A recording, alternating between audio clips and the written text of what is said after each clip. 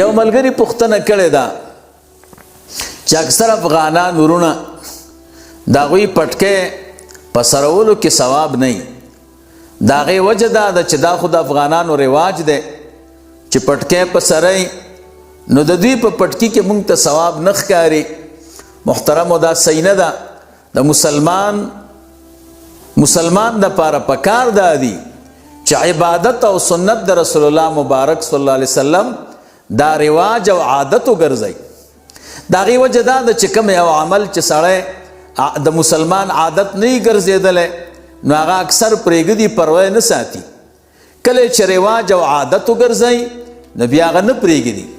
د دې متعلق شاه ولی الله رحمه الله حجت الله البالغه کې دا 2 نمبر جلد دی او صفحه د 25 عنوان دی الجماع. دې ځای کې شاه ولی الله رحمه الله فرمایي مسلمان د پاره د ټولو نه انفع بل شی نشته د دې نه چې طاعات او عبادات رسم وګرځي.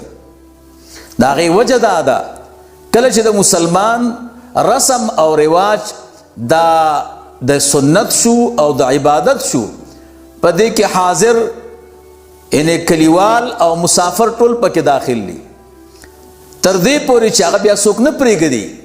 نو د مسلمان دپاره بهترین شی دا دی چې دی به عبادت خپل رسم او خپل رواج وګرځي. دا حجت الله البالغات 2 جلد صفحه دا 25 او ما سره چې کومه مکتبه ده نور محمد والا کتب خانه ده، نور محمد کارخانه تجارتی کتب آرام باغ کراچی.